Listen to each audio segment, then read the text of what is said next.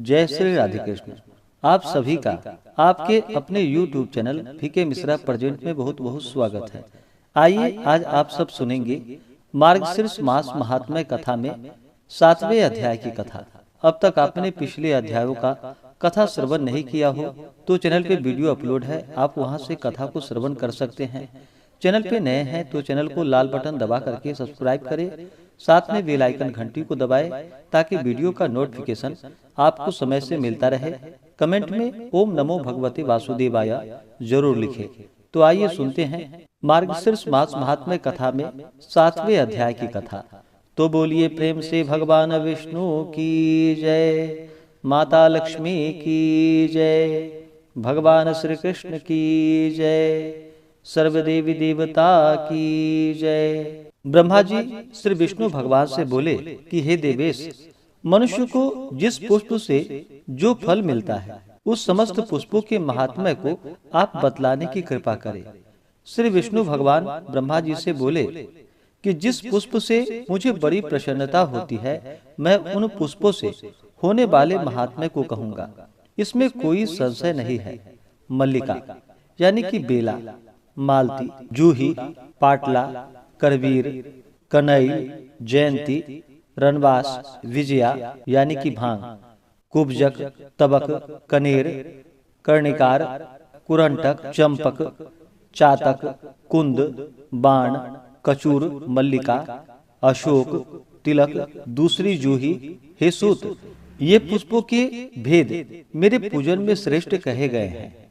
केतकी के पत्र व पुष्प, भृंगराज, भंगरैया, तुलसी के पत्र और पुष्प, ये सब तत्काल मुझे प्रसन्न करने वाले हैं।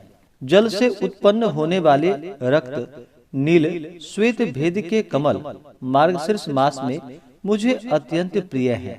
हे सूत, मुझको वे ही पुष्प प्रिय हैं जो कि सुंदर रूप, रस, गंध से युक्त हैं।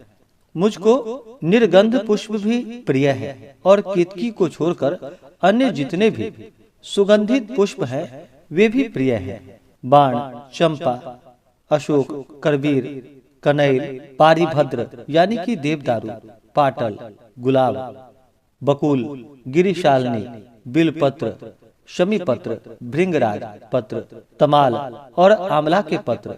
हे सूत, ये पत्र मेरे पूजन में श्रेष्ठ कहे गए हैं। वन में या पर्वत में उत्पन्न अपरयुषित, छिद्र रहित, जल से प्रोक्षित, जंतु से रहित पुष्प पत्रों से पूजन करे और आराम यानी कि बगीचा में उत्पन्न पुष्पों से मेरा पूजन करे तथा विशेष जाति के पुष्पों से पूजन करने में विशेष पुण्य होता है।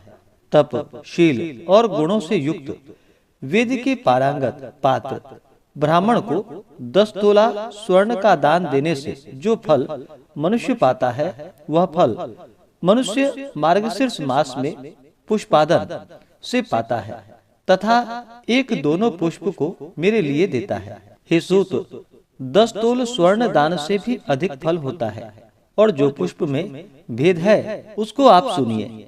1000 दोनों पुष्पों से खदीर का पुष्प अधिक श्रेष्ठ फलदायक है और 1000 खदीर पुष्पों से शमी पुष्प विशेष फलदायक है और 1000 बिल्व पुष्पों से बक पुष्प विशेष फलदायक है तथा 1000 बक पुष्पों से नधावर्त पुष्प विशेष फलदायक है और 1000 नधावर्त पुष्पों से करवीर यानी कि कनैल पुष्प विशेष फलदायक है तथा 1000 करवीर पुष्पों से श्वेत करवीर पुष्प विशेष फलदायक है और श्वेत करवीर पुष्पों से पलाश यानी कि ढाक का पुष्प उत्तम है।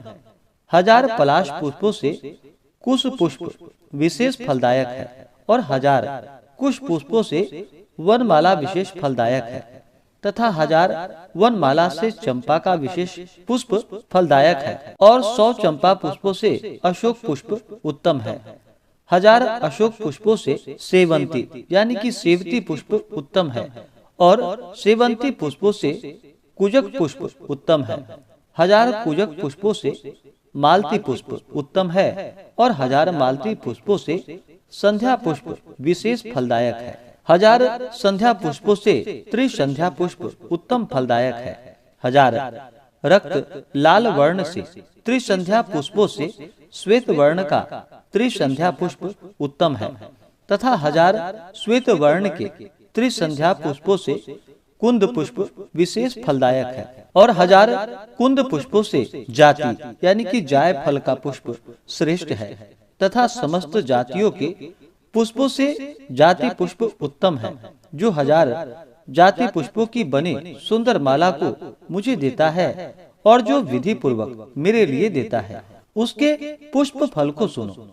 वह पुरुष 1000 कोटि पर्यंत, वह पुरुष 1000 कोटि कल्प पर्यंत तथा असंख्य कोटि वर्ष पर्यंत मेरे समान पराक्रमशाली होकर मेरे पूर्व में आकर नित्यवास करता है।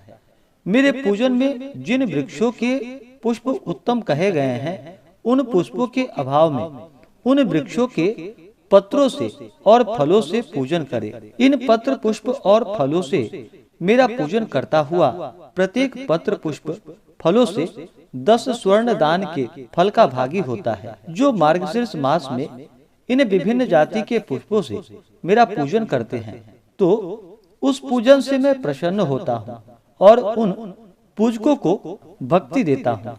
इसमें कोई संशय नहीं है। हे देवेश, वह धन, पुत्र, स्त्री आदि जो कुछ इच्छा करता है, हे देवेश, इन पुष्पों से प्रसन्न करने के कारण मैं सब कुछ देता हूँ। इस प्रकार से श्री स्कंद महापुराणे एकाशीति हास्याम संहितायाम द्वितीय वैष्णव खंडे ब्रह्मा विष्णु संवादे मार्गशीर्ष मास महात्म्य कथा में 7वें अध्याय की कथा पूर्ण हुई। तो बोलिए प्रेम से भगवान विष्णु की जय, माता लक्ष्मी की जय, भगवान श्री कृष्ण की जय। इसी प्रकार से अगर आप सब आगे के अध्यायों को सुनना चाहते हो, चैनल पे नए हो तो चैनल को लाल बटन दबा करके सब्सक्राइब करें, साथ में बेल आइकन घंटी को दबाएं ताकि वीडियो का नोटिफिकेशन आपको समय से मिलता रहे।